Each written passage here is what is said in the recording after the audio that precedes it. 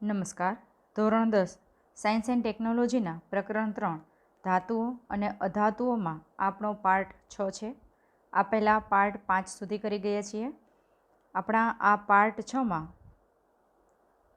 આજે આપણે જોઈશું ધાતુઓ અન્ય ધાતુના ક્ષારના દ્રાવણ સાથે કેવી રીતે પ્રક્રિયા કરે છે. આપણે ધાતુઓના ક્ષારનું દ્રાવણ છે એની અંદર એની કેવી પ્રક્રિયા થાય છે એના માટે આપણે અહીં જોવાનું છે, જેના માટે પ્રવૃત્તિ 3.12 આપેલી છે. પ્રવૃત્તિ 3.12માં કહ્યું છે કે તાંબાનો એક શુદ્ધ તાર અને લોખંડની એક ખીલી લો. ત્યારબાદ કસનળીઓમાં તાંબાના તારને આયર્ન સલ્ફેટના દ્રાવણમાં મૂકો અને લોખંડની ખીલીને કોપર સલ્ફેટના દ્રાવણમાં મૂકો. આકૃતિ આપેલી છે 3.4 જે આપણે જોઈએ, અને ત્યારબાદ 20 મિનિટ પછી તમારા અવલોકન નોંધો. તો આપણે પહેલાં આકૃતિ જોઈએ.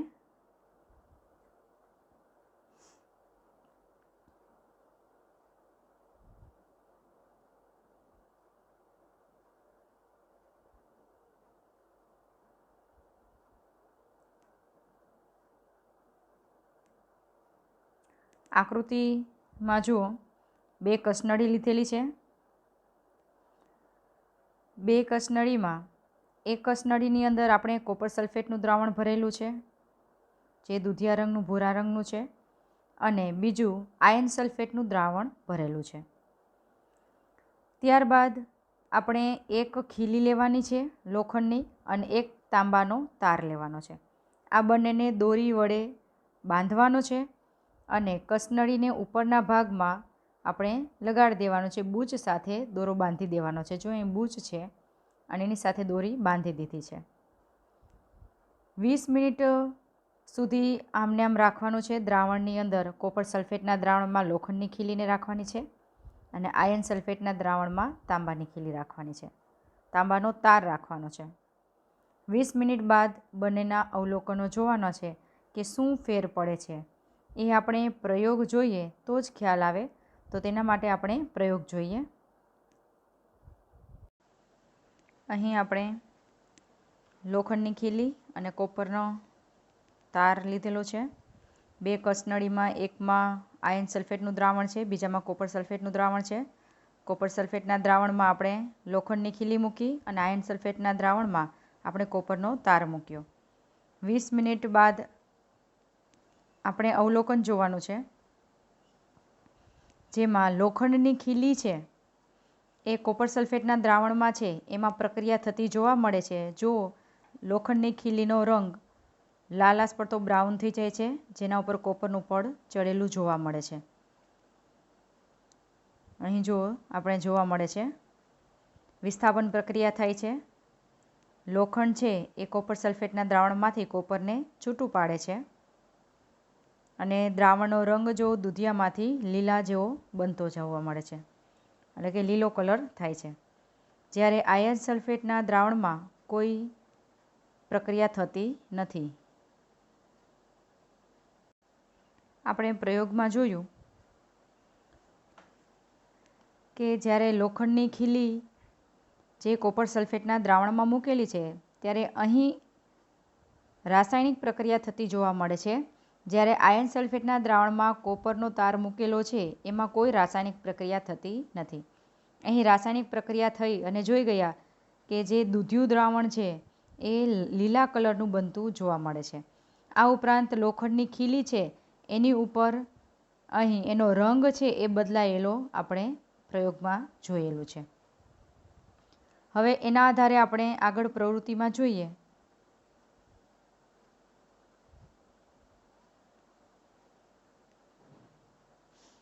અહીં કહ્યું છે કે કઈ કસનળીમાં પ્રક્રિયા થયેલી છે તેવું તમને જાણવા મળે છે. તો આપણે કહી શકીએ કે અહીં જે લોખંડની ખીલી મૂકેલી છે એ કસનળીમાં પ્રક્રિયા થઈ છે એવું આપણે કહી શકાય, કારણ કે દ્રાવણનો રંગ બદલાઈ ગયો છે, આછા લીલા રંગનો થયો છે અને કોપરની અને જે ખીલી છે એ ખીલી ઉપર કોપરનું પડ છે એ લાગેલું જોવા મળે છે. આગળ કયા આધારે તમે કહી શકો કે ખરેખર પ્રક્રિયા થયેલી છે? એવું શેના આધારે કહી શકીએ કે ખરેખર પ્રક્રિયા છે એ થયેલી જ છે. તો અહીં આપણે જોઈ ગયા કે જે દ્રાવણનો રંગ છે એ બદલાયો, જેના આધારે આપણે કહી શકાય કે પ્રક્રિયા ખરેખર થયેલી છે. આગળ, શું તમે પ્રવૃત્તિ 3.9, 3.10, 3.11 માટે તમારા અવલોકનો વચ્ચે કોઈ સહસંબંધ પ્રસ્થાપિત કરી શકો છો? પ્રવૃત્તિ 3.9, 3.10 અને 3.11ની વાત કરી છે. તો 3.9ની પ્રવૃત્તિની વાત આપણે જોઈએ તો પ્રવૃત્તિ 3.9માં આપણે ધાતુની હવા સાથેની પ્રક્રિયા આપેલી હતી. ત્યારબાદ 3.10માં ધાતુની પાણી સાથેની પ્રક્રિયા, અને ત્યારબાદ 3.11માં ધાતુની આપણે જોઈ ગયા કે ધાતુની એસિડ સાથેની પ્રક્રિયાની વાત હતી. તો અહીં કહ્યું છે કે તમારા અવલોકન વચ્ચે કોઈ સહસંબંધ છે કે એ પ્રક્રિયા અને આ જે પ્રક્રિયા છે એમાં વચ્ચે કોઈ સહસંબંધ છે? તો કે હા, અહીં પણ એની સક્રિયતાની વાત કરી છે કે જે વધુ સક્રિય ધાતુ છે એ એનાથી ઓછી સક્રિય ધાતુ છે એનું વિસ્થાપન કરે છે એવું કહી શકાય. આગળ, થયેલી પ્રક્રિયા માટે સમતોલિત રાસાયણિક સમીકરણ લખો. હવે આપણે જોઈ ગયા કે અહીં લોખંડની ખીલી ધરાવતા કોપર સલ્ફેટના દ્રાવણવાળી કસનળીમાં પ્રક્રિયા થઈ છે. તો તેના માટે આપણે સમતોલિત સમીકરણ લખીએ તો એમ લખી શકાય અહીંયા લોખંડની ખીલી માટે, એટલે કે Fe જે સોલિડ છે અને દ્રાવણ છે એ કોપર સલ્ફેટનું એટલે કે CuSO4 એક્વિયસ છે, તેની સાથે પ્રક્રિયા થઈ છે. અહીં વિસ્થાપન પ્રક્રિયા થાય છે. લોખંડ છે એ વધુ સક્રિય છે, કોપર ઓછી સક્રિય છે, એટલે લોખંડ છે એ અહીં કોપરનું વિસ્થાપન કરશે અને કોપર ધાતુને છૂટી પાડશે અને પોતે FeSO4નું દ્રાવણ બનાવશે. તો અહીં પ્રક્રિયા થઈ છે વિસ્થાપનની અને FeSO4 એક્વિયસ બનાવશે અને કોપર ધાતુને છૂટી પાડે જે સોલિડ સ્વરૂપે. તો આ પ્રક્રિયા થતી આપણે જોવા મળે છે. આ પ્રક્રિયાના પ્રકારનું નામ આપો. તો આપણે જોઈ ગયા પ્રકરણ 1માં પણ જોઈ ગયા છીએ કે આ પ્રક્રિયાને વિસ્થાપન પ્રક્રિયા કહેવામાં આવે છે. આગળ જોઈએ આપણે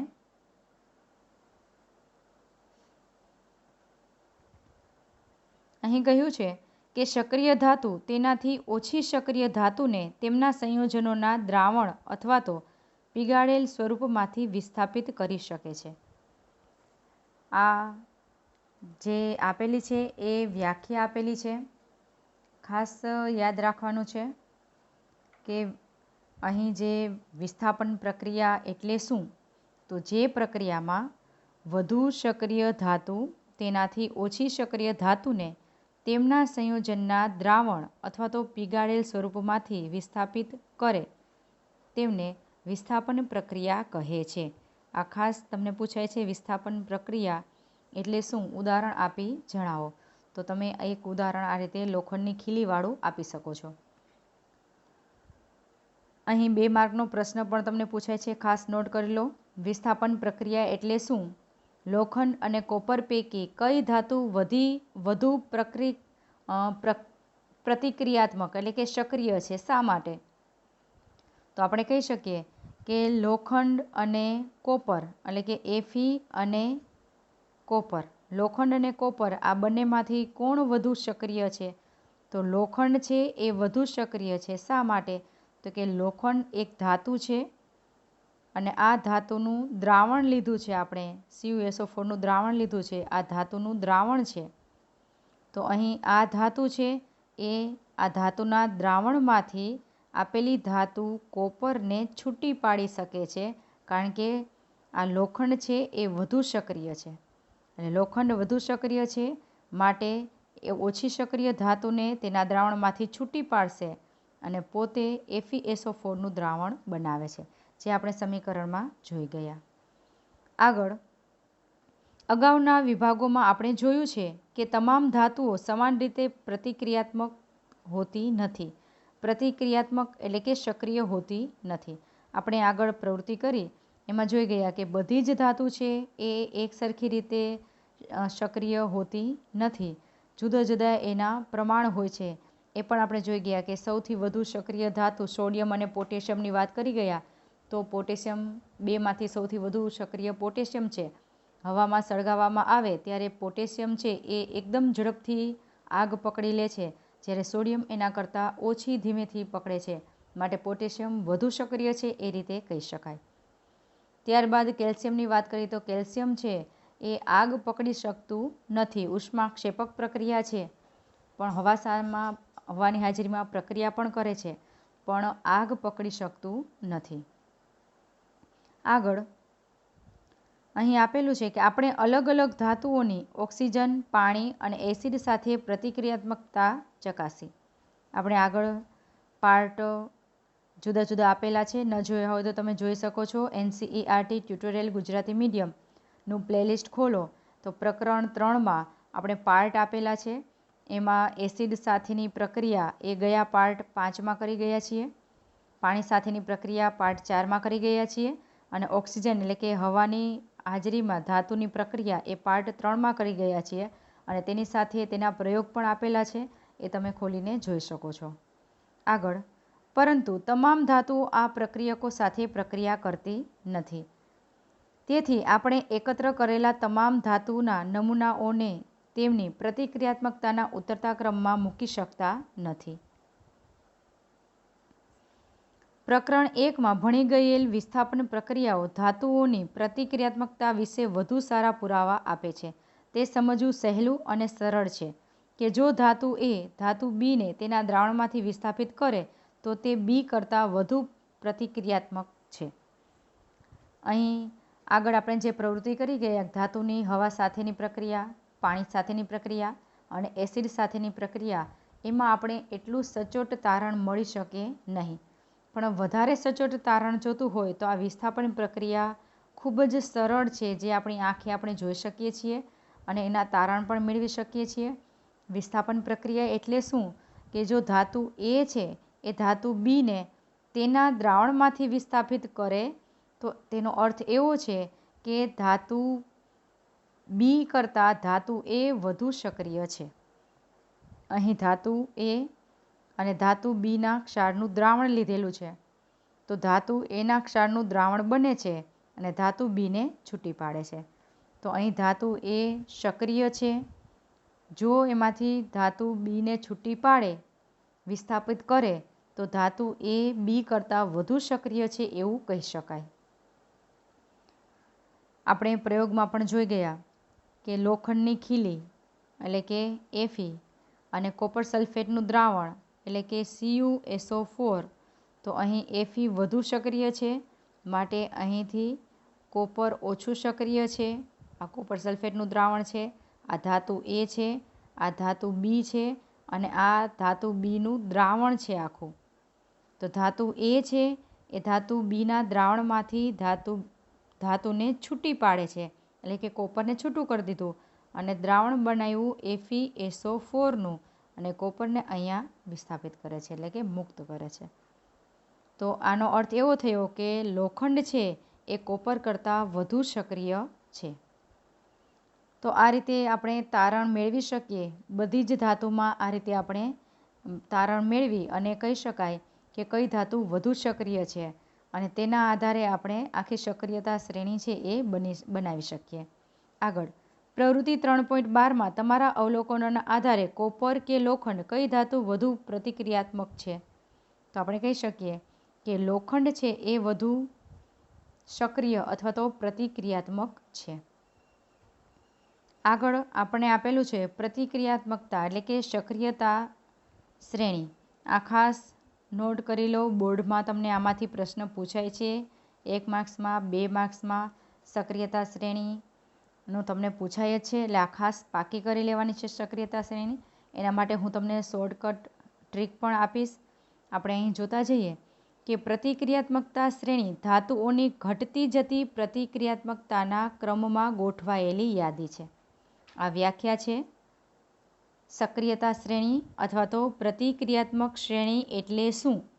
તો તેનો જવાબ અહીં આપેલો છે કે પ્રતિક્રિયાત્મકતા શ્રેણી ધાતુઓની ઘટતી જતી પ્રતિક્રિયાત્મકતાના ક્રમમાં ગોઠવાયેલી યાદી છે. આગળ વિસ્થાપન પ્રયોગો કર્યા બાદ પ્રવૃત્તિ 1.9 અને 3.12 નીચે દર્શાવેલી શ્રેણી કોષ્ટક 3.2ને વિકસાવવામાં આવેલી છે.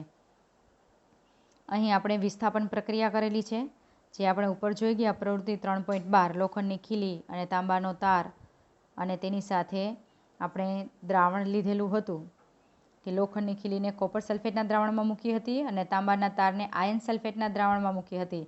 એ રીતે આપણે જુદા જુદા ધાતુઓને જુદા જુદા ધાતુના સંયોજનવાળા દ્રાવણમાં મૂકી અને આખી સક્રિયતા શ્રેણી તૈયાર કરવામાં આવેલી છે, જે આપણે અહીં નીચે આપેલું છે. જેમાં કહ્યું છે કે જેને પ્રતિક્રિયાત્મકતાના અથવા તો સક્રિયતા શ્રેણી કહે છે. આ ખાસ નોટ કરી લેજો. આપણે આ સક્રિયતા શ્રેણી યાદ પણ રાખવાની છે અને પાકી પણ કરવાની છે.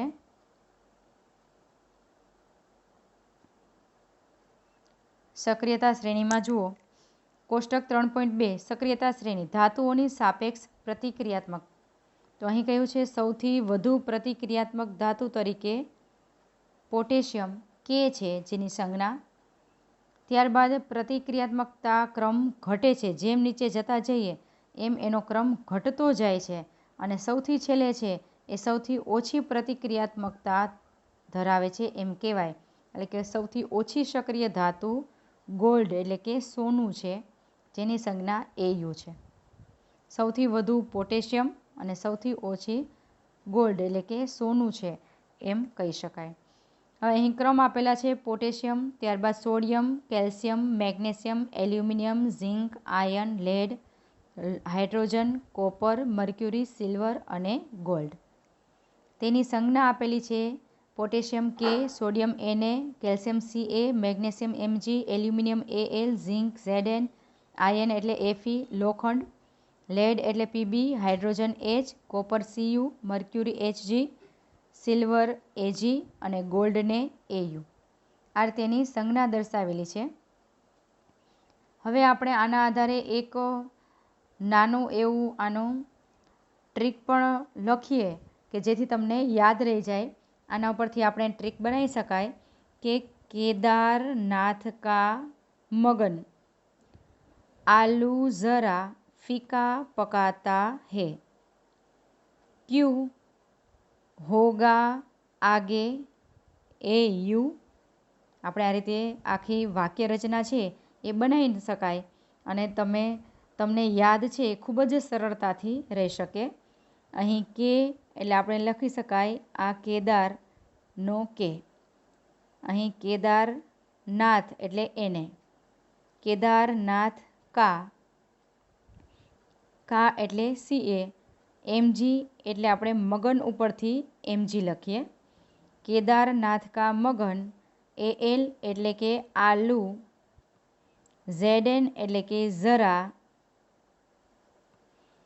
FE એટલે આપણે લખીએ કે ફીકા, PB એટલે પકાતા અને H એટલે હે.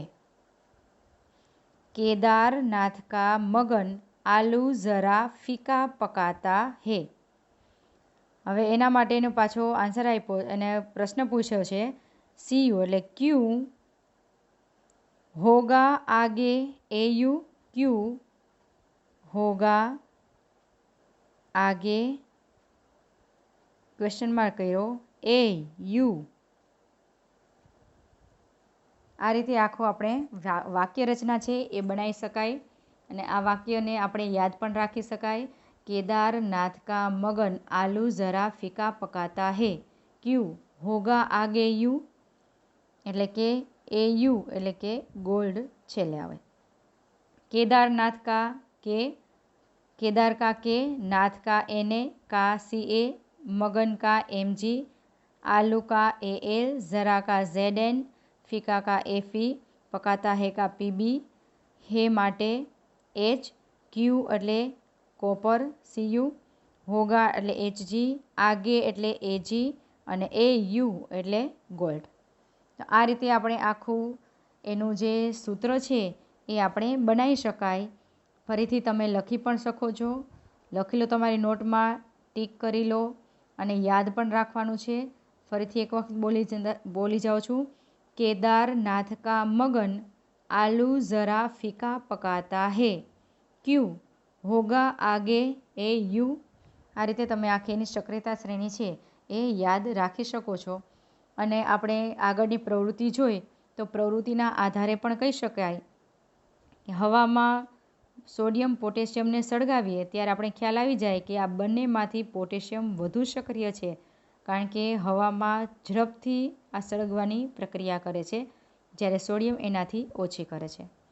ત્યારબાદ આપણે ઠંડા પાણીની વાત કરી હતી કે પાણીની અંદરની પ્રક્રિયા, તો ઠંડા પાણીની અંદર પ્રક્રિયા કેલ્શિયમ અને મેગ્નેશિયમને નાખીએ ત્યારે કેલ્શિયમ છે એ ઝડપથી હાઇડ્રોજન વાયુ ઉત્પન્ન કરે છે, એના પરપોટા ઝડપથી જોવા મળે છે અને ખૂબ વધારે જોવા મળે છે, એટલે એ વધુ સક્રિય છે, જ્યારે મેગ્નેશિયમમાં એના પ્રમાણમાં થોડા ઓછા છે, જેથી કહી શકાય આ બંને ધાતુમાંથી કેલ્શિયમ વધુ સક્રિય છે। આગળ એલ્યુમિનિયમ, ઝિંક, આયર્ન અને લેડ આ બધાની પ્રક્રિયા પાણીની વરાળ સાથે આપણે જોઈ ગયા છીએ, જેના આધારે પણ કહી શકાય। આ ઉપરાંત એસિડ સાથેની પ્રક્રિયામાં પણ આપણે જોઈ ગયા છીએ। આગલા પાર્ટમાં જોઈ ગયા, પાર્ટ 5માં, કે જુદી જુદી ધાતુની એસિડ સાથેની પ્રક્રિયા, તો એસિડ સાથેની પ્રક્રિયાથી જે ઝડપથી હાઇડ્રોજન વાયુ મુક્ત કરે એ વધુ સક્રિય છે, તો એમાં એલ્યુમિનિયમ સૌથી વધુ કરે છે, ત્યારબાદ ઝિંક, ત્યારબાદ આયર્ન અને ત્યારબાદ લેડ, ત્યારબાદ હાઇડ્રોજન। અને આ જે આપેલું છે એ વિસ્થાપન પ્રક્રિયાના આધારે આખી સક્રિયતા શ્રેણી બનાવેલી છે, જે આપણે ઉપર જોઈ ગયા છે। અને આ બધા છે એ વિસ્થાપન પ્રક્રિયાને આધારે પણ આપણે નક્કી કરી શકીએ કે કઈ ધાતુ સૌથી વધુ સક્રિય છે। તો આ રીતે આપણે સક્રિયતા શ્રેણી છે એ યાદ રાખી શકીએ। એની શોર્ટકટ કી જે આપણે આપેલી છે એના આધારે તમે તમારી ટેક્સ્ટબુકમાં પણ લખી શકો છો આ શોર્ટકટ ટ્રીક એની જે છે એ। હવે આગળ જોઈએ આપણે ઇન્ટેક્સ પ્રશ્ન આપેલા છે। ઇન્ટેક્સ પ્રશ્નમાં પહેલો પ્રશ્ન આપેલો છે કે શા માટે સોડિયમને કેરોસીનમાં રાખવામાં આવે છે। આગળના બધા જ પાર્ટમાં આપણે લગભગ આના વિશે વાત કરી ગયા છીએ કે સોડિયમ, અને આ સિવાય જો તમને પોટેશિયમ આપેલું હોય તો પણ આ જ જવાબ આવશે, લિથિયમ આપેલું હોય તો પણ આ જ જવાબ આવશે, કારણ કે સોડિયમ, પોટેશિયમ અને લિથિયમ આ ત્રણને કેરોસીનમાં રાખવામાં આવે છે। એટલે સોડિયમની જગ્યાએ જો પોટેશિયમ લખેલું હોય તો પણ તમે આ જ કારણ એમાં આપી શકો છો।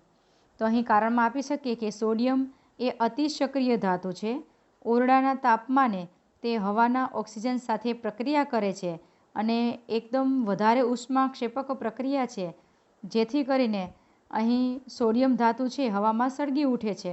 આમ સોડિયમની ઓક્સિજન સાથે થતી પ્રક્રિયા અટકાવવા માટે તેને કેરોસીનમાં રાખવામાં આવે છે।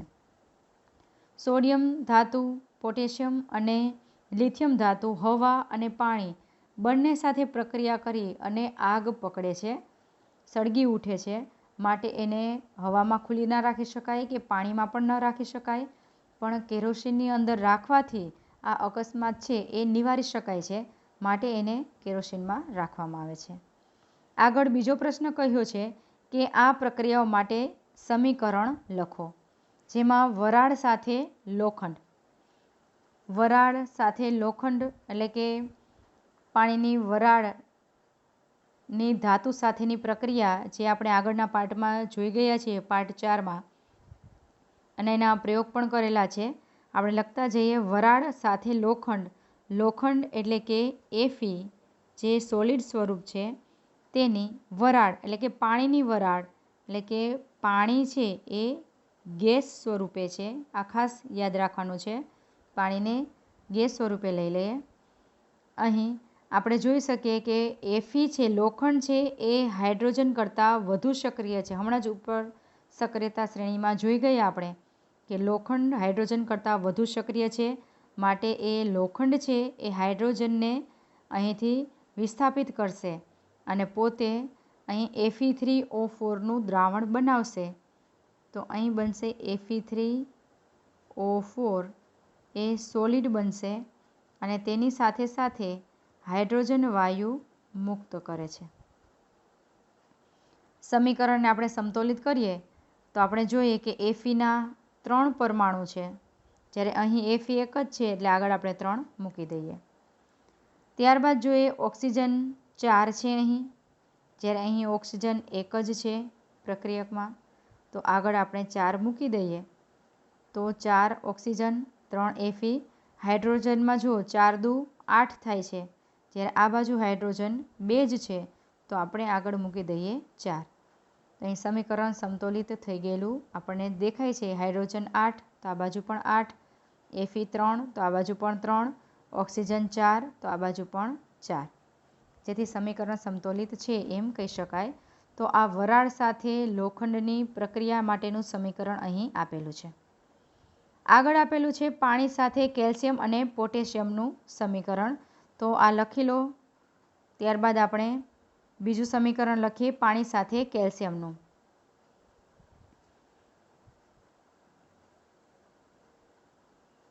બીજું સમીકરણ આપણે લેતા જઈએ પાણી સાથે કેલ્શિયમની પ્રક્રિયા.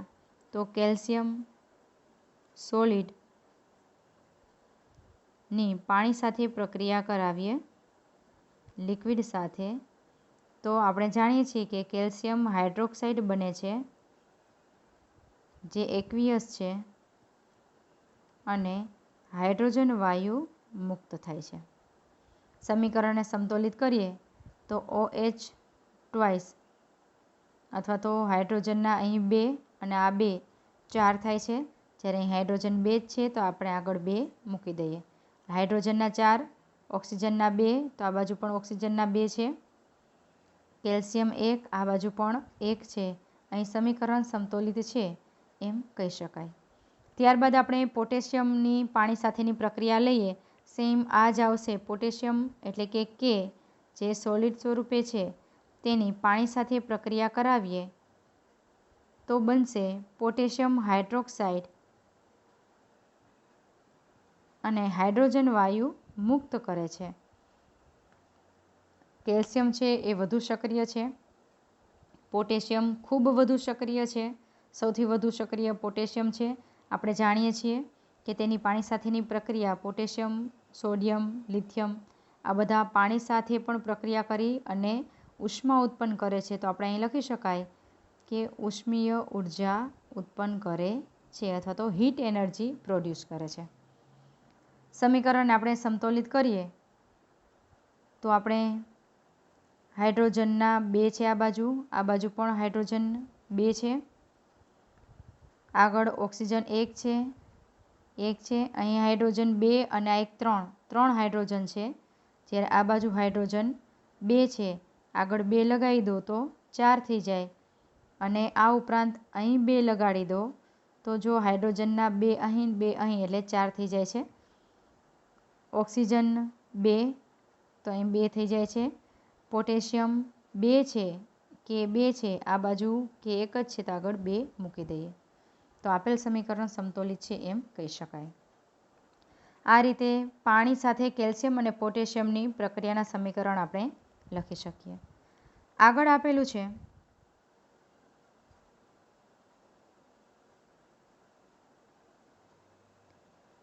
મોટો પ્રશ્ન છે, જેમાં આપણે જોતા જઈએ કે 4 ધાતુઓ ABCDના નમૂના લીધેલા છે. અહીં જો કોષ્ટકમાં 4 ધાતુઓ છે, A છે, B છે, C અને D આ 4 ધાતુઓ છે અને નીચે દર્શાવેલ દ્રાવણમાં એક પછી એક ઉમેરેલ છે. આ 4 ધાતુને સૌપ્રથમ આયર્ન સલ્ફેટમાં નાખી, ત્યારબાદ કોપર સલ્ફેટમાં, ત્યારબાદ ઝિંક સલ્ફેટમાં, ત્યારબાદ સિલ્વર નાઇટ્રેટમાં.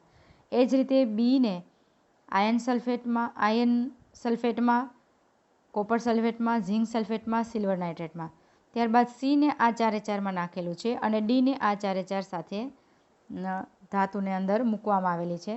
તો કઈ પ્રક્રિયા થાય છે એ આપણે કોષ્ટકમાં આપેલું છે.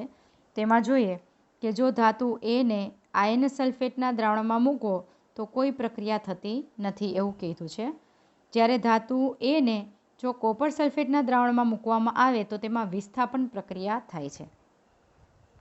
ત્યારબાદ ઝિંક સલ્ફેટ અને સિલ્વર નાઇટ્રેટમાં કોઈ પ્રક્રિયા થતી નથી, એમાં ડેશ આપેલું છે, એની સાથે પ્રક્રિયા કરતા નથી.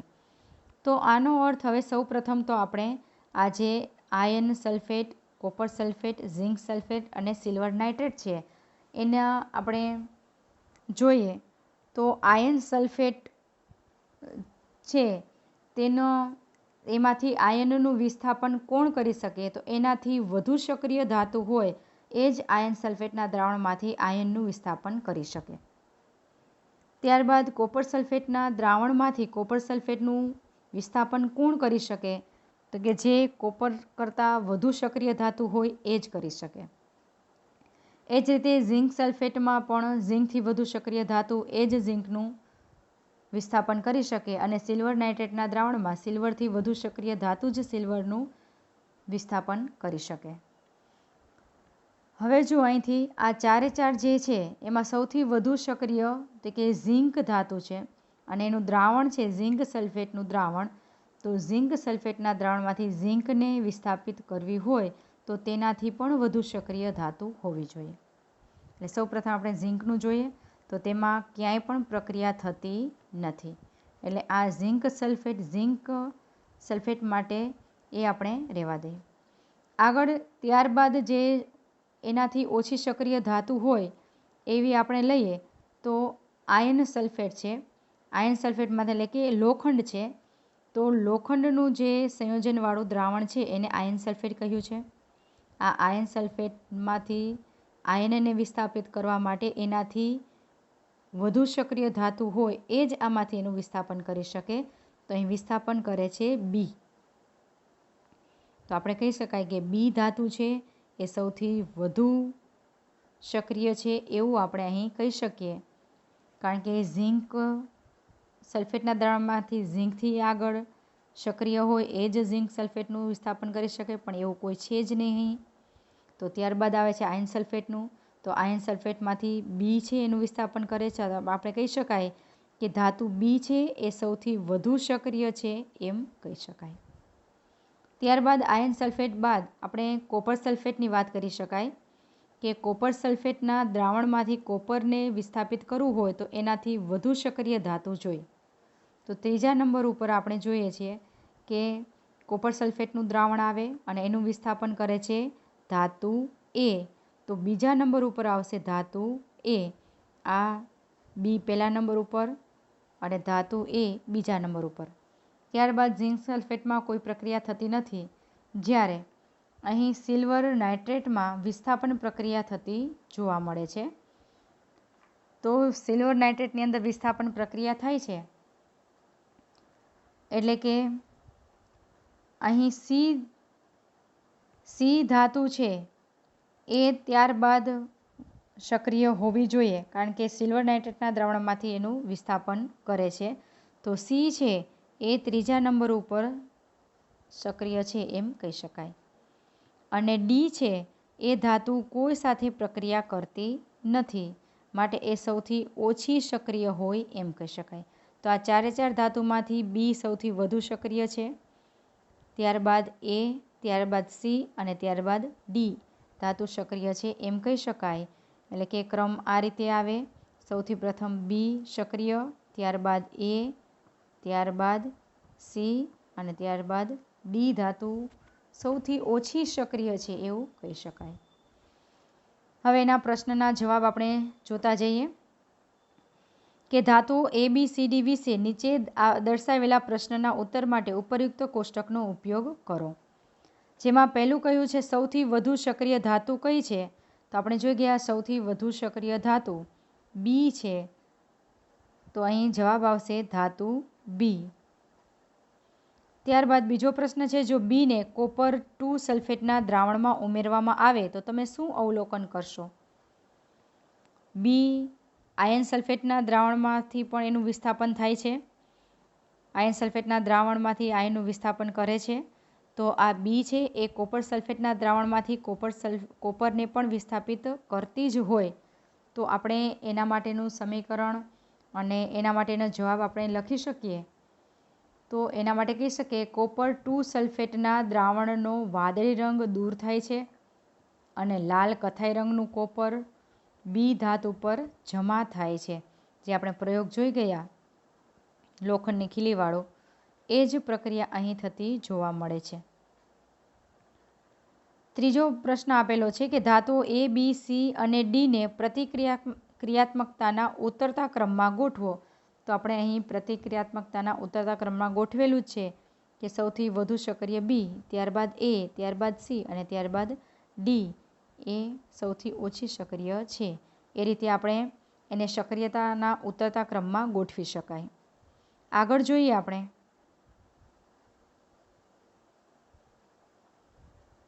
જેમાં ચોથો પ્રશ્ન આપેલો છે કે સક્રિય ધાતુમાં મંદ હાઇડ્રોક્લોરિક એસિડ ઉમેરવામાં આવે ત્યારે કયો વાયુ ઉત્પન્ન થાય છે?